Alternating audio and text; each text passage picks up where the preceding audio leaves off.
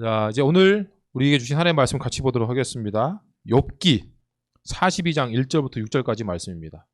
우리 성경책에 있는 친구는 다 찾으시고 집에 있는 친구들도 자 찾아주시기를 바랍니다.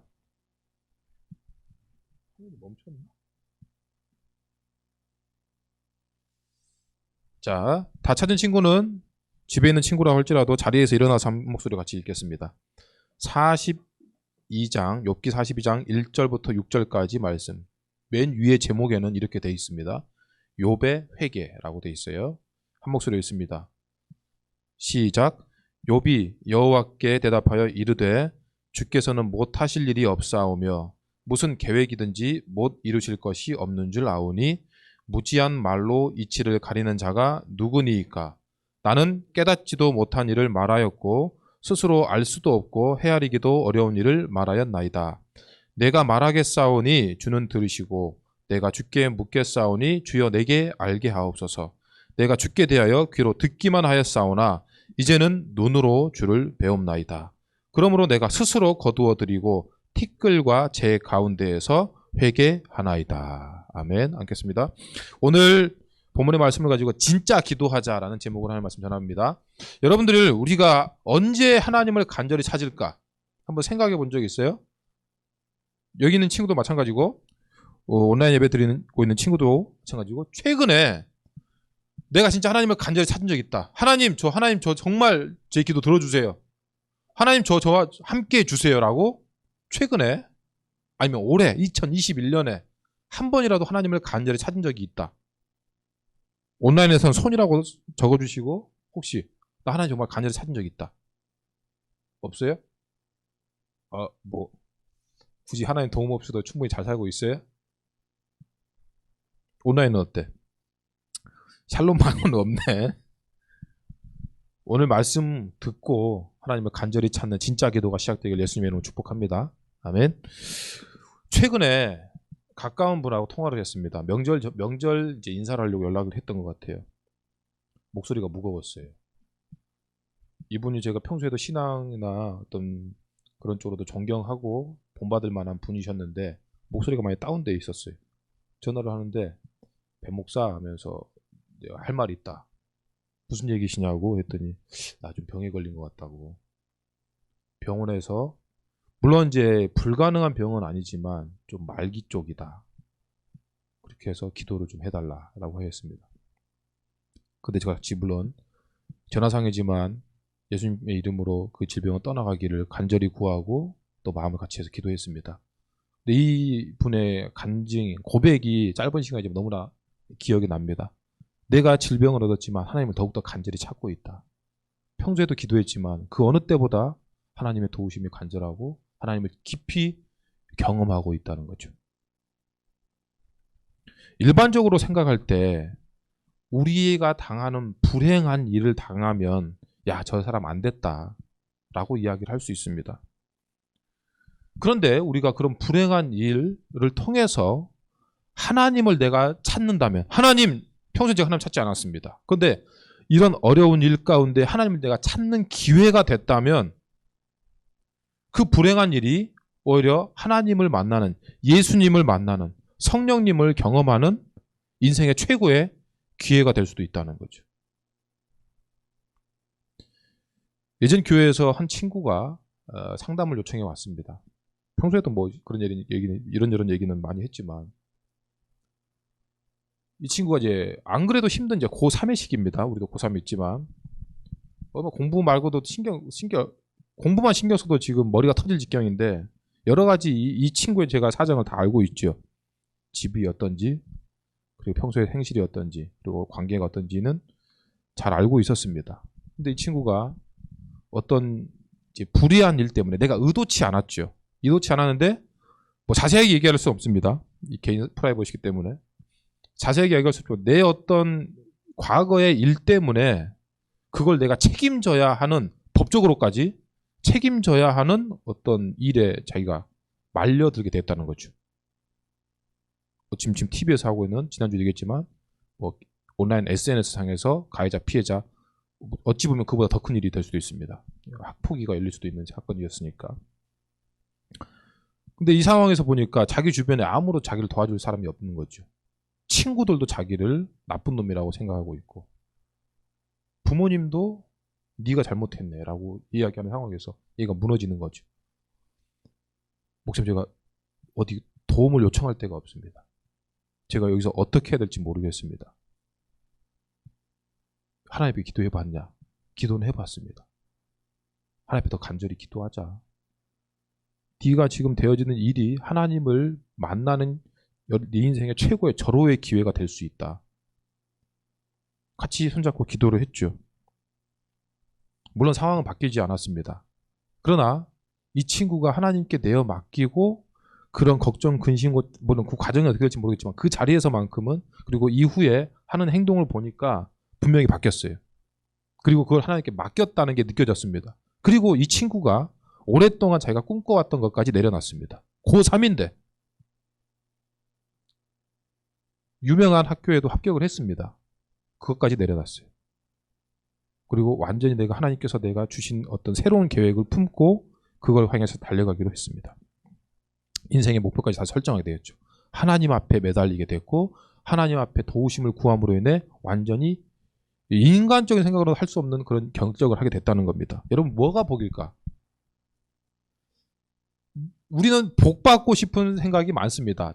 무슨 일이든 잘 되기를 원하죠. 그래서 아무 걱정 없이 또 아무 문제 없이 쉽게 얘기하면 엄마 아빠가 금수저고 내가 원하는 건 무엇이든지 할 수 있고, 그리고 내가 공부도 좀 해. 내가 맘만 먹으면 서울대 SK, 오히려 다른 교회에서 제가 그런 친구가 있었는데 전 당연히 서울대죠.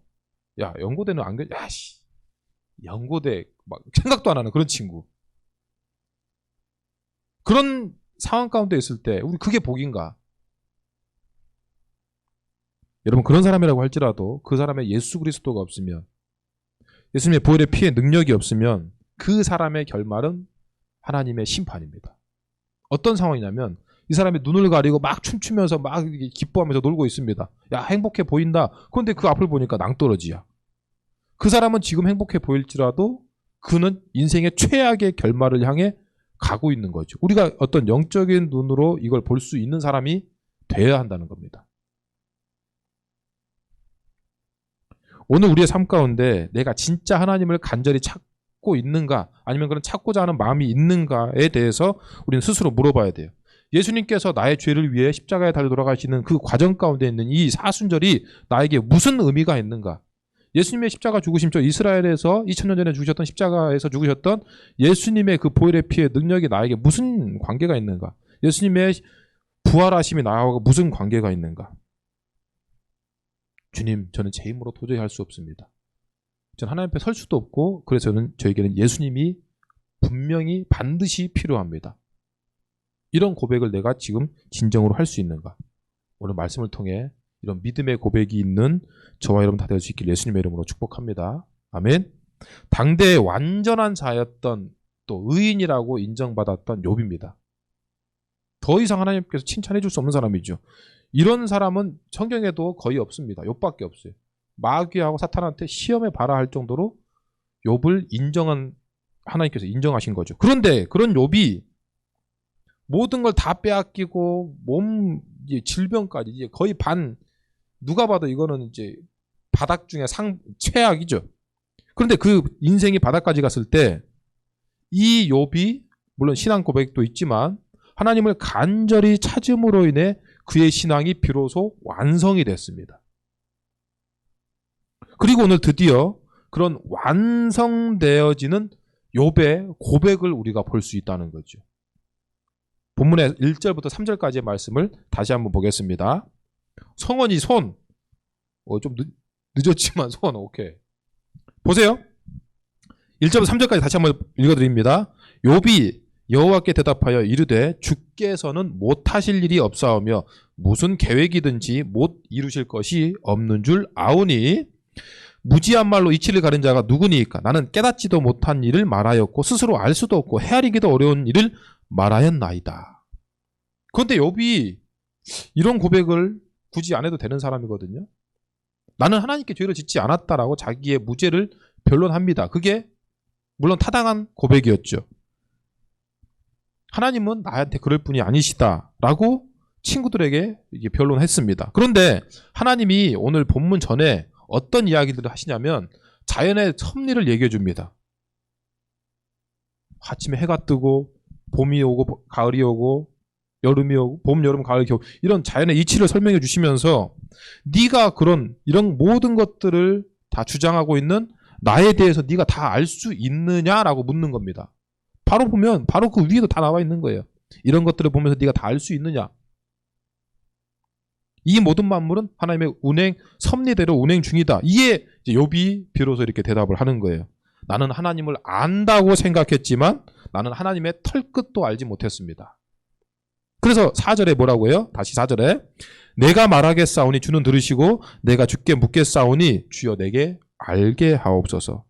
하나님, 제가 다시 하나님께 나아갑니다. 다시 모든 걸 내려놓고 제가 하나님을 안다고 했던 내 생각, 내 주장을 다 내려놓고 하나님께 다시 묻겠습니다. 바닥에서 다시 시작하겠습니다. 하나님, 저로 하나님을 알게 하옵소서. 그리고 유명한 말씀 5절. 이거는 뭐 너무나 많이 들어봤죠. 5절. 이거는 같이 한번 읽어보겠습니다. 시작. 내가 주께 대하여 귀로 듣기만 하였사오나 이제는 눈으로 주를 배움나이다. 아멘. 우리가 성경을 많이 알면 하나님을 잘 알고 있다고 착각할 수 있습니다. 성경은 하나님의 일부를 우리의 언어로 극히 일부를 하나님께서 우리에게 알려주신 겁니다. 그런데도 불구하고 우리는 너무 두껍다고 안 읽죠. 그래서 우리는 성경을 알아야 하지만 본질을 성경을 주신 하나님을 더 알아야 된다는 겁니다. 목사님이 예전에 러브레터 썼던 걸 다 집에 갖고 있다가 사모님한테 걸려서 다 버렸는데 한 번은 깜짝 놀라요. 이메일에도 뭐가 남아있다가 한번 걸려가지고 죽을 뻔했는데 이 편지를 쓴 사람, 우리가 어떤 사람한테 편지를 받았다고 합시다. 러브레터를 받았는데 이 편지를 받고 너무 좋아서 이렇게 할 수는 있어요. 근데 이게 그 사람인 것처럼 뭐 누구 짱 하면서 이거는 아니죠. 이 편지를 쓴 사람이 있는 거죠. 하나님께서 우리에게 이 사랑의 편지죠. 성경은 우리가 성경을 알아야 될 필요는 있습니다. 그런데 진짜 알아야 될 것은 하나님입니다. 이 편지를 쓰신 하나님에 대해서 난 더 깊이 알고 싶다라는 간절함으로 성경을 읽어야 됩니다. 욥이 뭐라고 고백해요? 하나님에 대해서 전에는 귀로 듣기만 하였사오나 이제는 눈으로 주를 뵙기를 원합니다. 주님을 뵙습니다. 공동 번역에서는 이렇게 나와 있어요. 좀 쉽게. 당신께서 어떤 분이시라는 것을 소문으로 겨우 들었었는데 이제 저는 이 눈으로 당신을 배웠습니다. 라고 얘기합니다.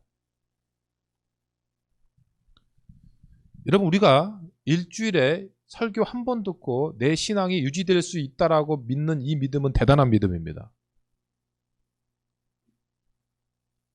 매일 여러분들이 공부를 하는 것도 보세요. 여러분들이 공부를 할 때 엄마한테 엄마, 저는 일주일에 1시간만 공부해도 학교 공부는 충분히 따라갈 수 있어요. 귀싸대기 안 맞으면 다행이죠. 여러분 신앙생활 하나님 앞에 고백해 보세요. 주님, 저는 일주일에 예배 한 번만 드려도 내 신앙은 충분히 유지할 수 있습니다. 이게 얼마나 교만한 말인지 그리고 그런 행함인지 한번 스스로 고백을 체크를 해볼 필요가 있다는 거예요.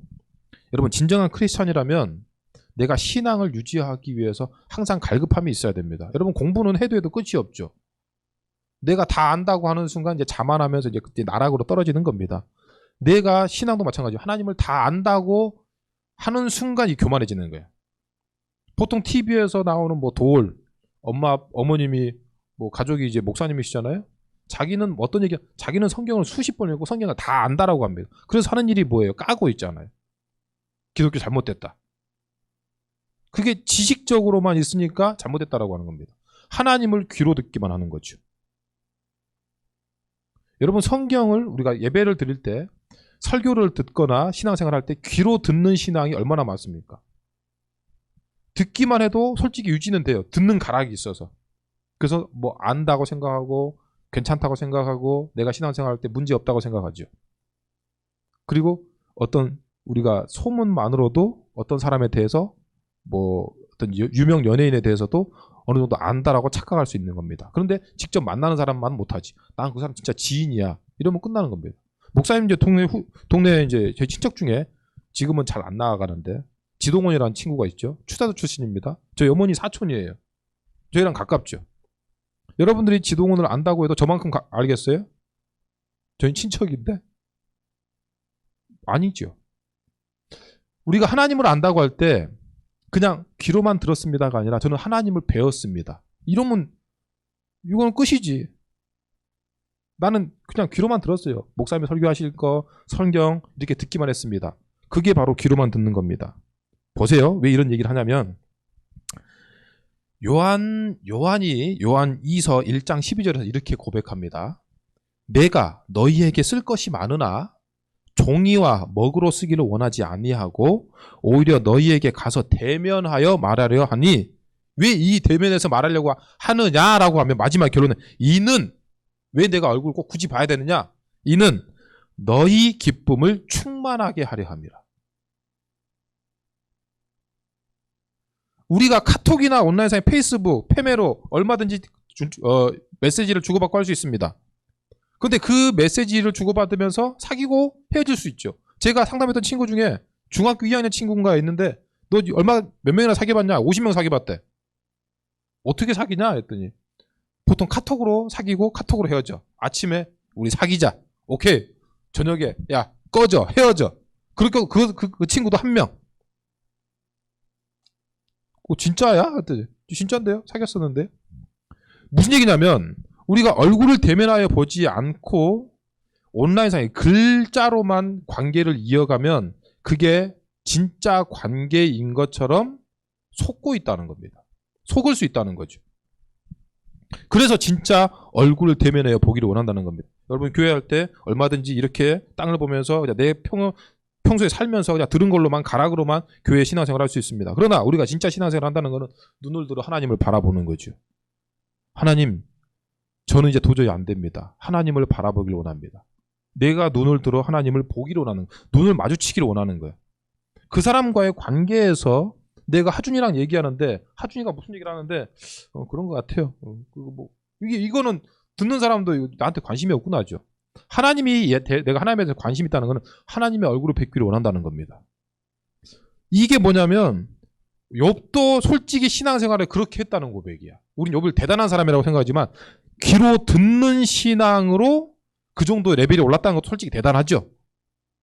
그러나 귀로 듣는 신앙을 뛰어넘는 것은 하나님을 뵙는 신앙입니다. 하나님을 바라보는 신앙이죠. 요한이 그렇게 고백하잖아요. 내가 너희에게 글로나 먹으로 쓰는 것이 아니라 오히려 너희에게 가서 대면하여 눈을 마주보고 보기를 원한다. 왜? 그래야 내 안에 진짜 기쁨이 가득 충만해지기 때문이다. 어쩌면 우리가 돈이나 성취에 대한 가짜 기쁨에 취해 있을 수도 있습니다. 우리가 그렇다면 진짜 기쁨에 대한 간절함, 갈급함, 마음의 소원이 언제 생길까? 내가 진짜 하나님을 뵙기를 원합니다라고 하는 하나님의 얼굴을 뵙기를 원한다고 하는 이 간절함이 언제 생길까요? 어쩌면 초반에 얘기했듯이 우리 인생의 밑바닥에 있을 때 그런 간절함이 생길 수 있다는 거죠. 내가 더 이상 의지할 것이 없을 때 하나님만 하나님만이 나의 힘이 되어줄 수밖에 없을 때 하나님을 비로소 눈을 들어 하나님을 바라보게 된다는 거죠. 그러면 이 불행이 그냥 그냥 뭔가 우리에게 불행으로만 끝나는 불행이 아니라는 겁니다. 목사님이 옛날에 한때 걱정이 없었습니다. 잘 나갔어요. 제가 뭐 그런 정도는 아니었지만 그런 자신감이 충만했었습니다. 학교에서 제일 예쁜 애 누구냐? 음과의 누구다. 걔 내가 사귀어버리겠어. 아무도 건들지 마. 그렇게 해서 어찌됐건 그 친구가 제가 너무 힘들게 하니까 자퇴를 했던 기억이 나는데 어떤 그렇게 교회에서도 또 가장 예쁜 자매가 누구냐? 걔 내가 사귀겠어. 아무도 건들지 마. 그래서 결국은 사귀었고 어찌됐건 그런 내가 하고자 하는 일에 거리낌이 없었습니다. 그랬더니 제가 어떤 고백을 했냐면 교회에서 이제 기도 제목을 나눌 때 저는 기도 제목이 없습니다. 하나님 저한테 기도 제목을 주시기를 원합니다. 그게 기도 제목이었어요. 엄청 교만한 거죠.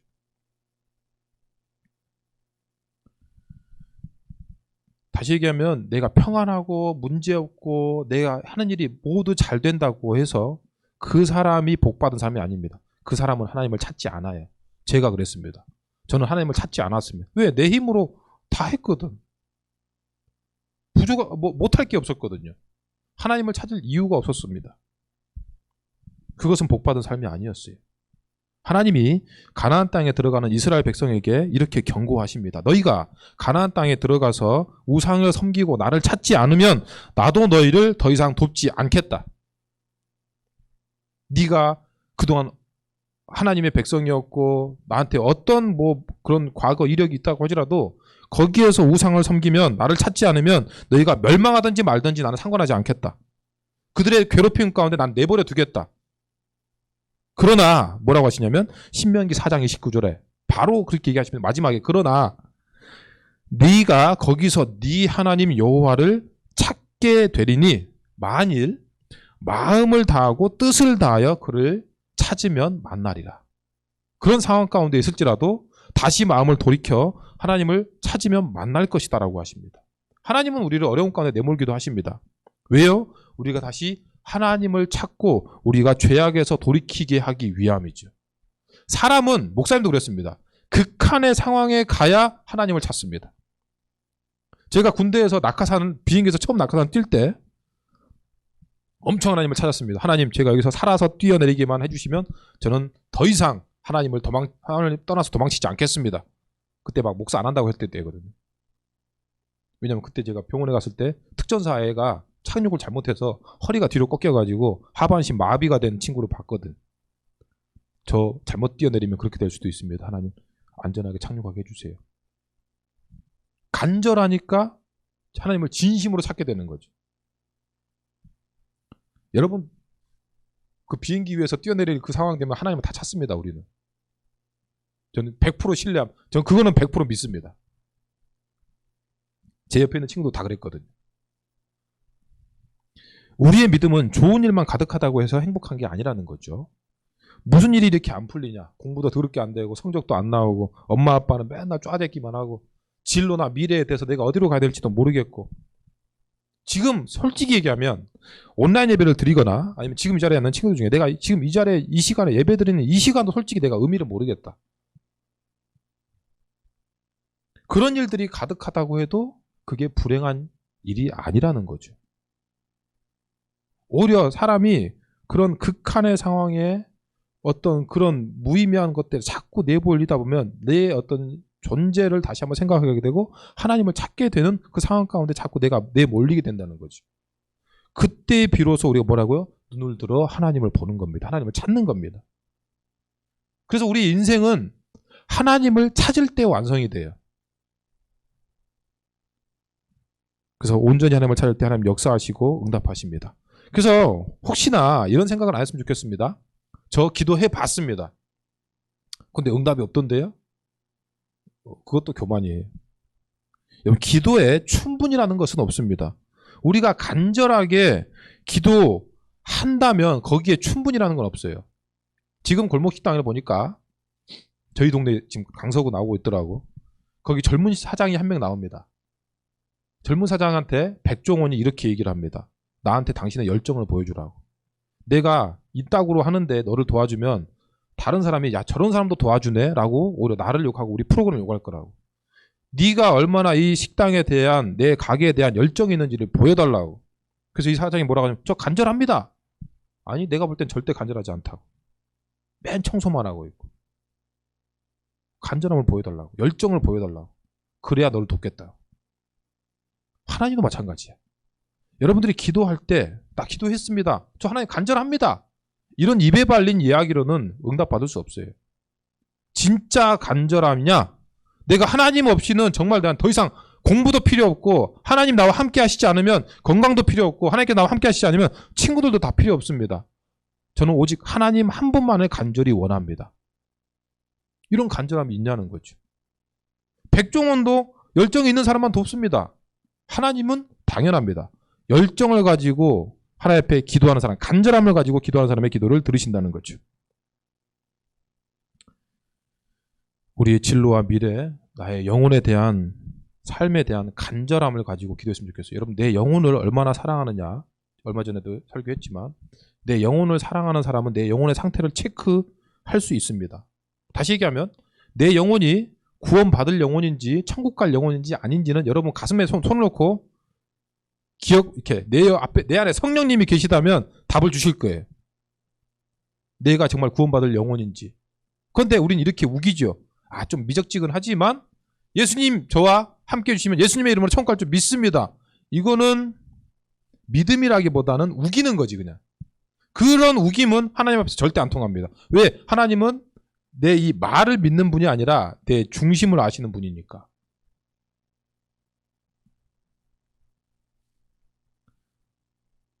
내가 말로만 예수님을 믿는 사람인지 진짜로 예수님처럼 사는 사람인지는 내 영혼에게 물어보면 여러분 잘 압니다. 성령께서 그렇게 알게 하실 것이고, 그렇지 않다면 내가 하나님 앞에 내 영혼을 위해서 간절히 기도해야죠. 그런 나의 영혼과 내 인생을 위해서 하나님 앞에 간절히 기도해야죠. 하나님 저 살려주세요. 저 이렇게 살다가는 지옥 갈 것 같습니다. 저 이렇게 살다가는 정말 패배자가 될 것 같습니다. 이렇게 살다가는 공부고 뭐고 인생이고 완전 다 나락으로 갈 것 같습니다. 불확실한 것을 내가 알면서도 그 불확실한 것에 계속 따라가면서 괜찮다고 우기지 말고 내 영혼과 내 인생을 위해서 하나님 앞에 진짜 기도로 확실하게 만들어야 됩니다. 그건 내가 만드는 것이 아니라 하나님께서 나를 그렇게 만들어 주시는 거죠. 어떤 사람을 진짜 간절히 기도하는 사람의 인생을 약속하셨잖아요. 성경의 많은 부분에서 그렇게 기도하잖아요. 네가 나를 간절히 찾고 찾으면 만나리라. 네가 알지 못하는 크고 은밀한 일을 보여주리라. 많이 대답 막상 하잖아요. 근데 우리는 그런 걸 알면서도 굳이 내가 충분히 다 할 수 있는데 엄청난 교만입니다. 그래서 마지막 6절 말씀 정리합니다. 6절 같이 읽습니다. 시작. 그러므로 내가 스스로 거두어드리고 티끌과 재 가운데서 회개하나이다. 아멘. 이번 사순절 기간이 우리의 내 말과 내 주장, 내 어떤 욕심을 거두어드리고 가장 낮은 곳, 재 가운데. 아까 처음에 얘기했듯이 재 가운데서는 가장 낮은 곳이라고 했잖아요. 우리가 있는 가장 낮은 곳은 하나님과 나만 만날 수 있는 곳. 예수님께서 말씀하신 대로 따지면 골방입니다. 내가 하나님 앞에 기도할 때 아무도 방해하지 않는 곳. 거기를 만들어야죠. 집에서 막 문 잠그고 엄마 아빠 문 잠그고 막 이상한 거나 볼 생각하지 말고 문 잠그고 하나님과 나 앞에 얼굴 들어 하나님을 대면하여 볼 수 있는 그 내 방을 기도의 골방으로 만들어 보라는 거죠. 그 사람 인생이 어떻게 변할지 여러분 기대하면서 하나님 앞에 내가 기도하는 사람의 인생을 어떻게 세워주실지 여러분 스스로 증거가 되어 보시라는 겁니다. TV에 나오는 막 그런 간증, 그렇지. BY 그런 것도 보면서 그 좋지. 이거 그냥 그때만 끄떡끄떡 하지 말고 그런 사람이 내가 되어 보자는 거죠. 그런 사람이 누가 될 수 있냐? 하나님 앞에 진심으로 간절하게 기도하는 사람. 내 영혼을 죄에서 사망에서 건져 올려 영원한 생명으로 올릴 수 있는 그런 간절한 기도가, 그런 진짜 기도가 시작될 수 있기를 예수님의 이름으로 축복합니다. 아멘. 말로만 예수님을 아는 것이 아니라 예수님을 진짜로 만나야 합니다. 간절한 기도로 진짜 기도로 시작해야 됩니다. 그러므로 인해 요한이 고백했던 것처럼 예수님을 만남으로 해서 하나님을 대면하여 만남으로 인해서 진짜 기쁨이 우리 안에 충만한 저와 여러분 다 될 수 있기를 예수님의 이름으로 축복합니다. 하나님은 그런 우리의 기도를 외면하지 않으시고 귀 기울여 주시고 응답하실 줄로 믿습니다. 아멘. 들은 말씀 기억하면서 이렇게 기도하겠습니다. 계속해서 하는 거지만 우리가 손에 오케이 아멘. 마지막에 아멘 하세요. 자, 우리가 들은 말씀 기억하면서 똑같은 얘기지만 내가 하나님 앞에 내 어떤 결단을 가지고 나아가는 겁니다. 우리의 고백은 항상 필요해. 들은 말씀을 가지고만 그래 아멘 계속 묻어두지 마시고 계속해서 얘기하는 거지만 찬양할 때 지금 이 시간 기도할 때 여러분들 옆에 있는 친구 눈치 볼 것도 없습니다. 내가 그렇게 살겠습니다라고 하면 자리에서 일어나서 집에 있는 친구도 자리에서 일어나서 하나님 제가 이렇게 살겠습니다. 이렇게 결단합니다. 성령님 도와주세요. 제가 가짜 기도 내 스스로 속이는 기도를 그치게 하시고 진짜 하나님을 뵙기로 하는 진짜 기도를 시작하는 제가 되게 해주십시오. 제가 예수님을 알고 있다고 귀로 들으면서 그분을 알고 있다고 착각하지 않게 해주세요. 기도로 주님을 만나게 하시고 내 생각과 내 주장을 거두어드리고 가장 낮은 곳에서 회개함으로 인해 그 자리에서 하나님을 만나는 예수님을 만나는 또 성령님을 경험하는 제가 되게 하여 주시옵소서라고 이런 결단 있는 친구들은 자리에서 일어나서 함께 기도하도록 하겠습니다. 기도하겠습니다. 하나님 아버지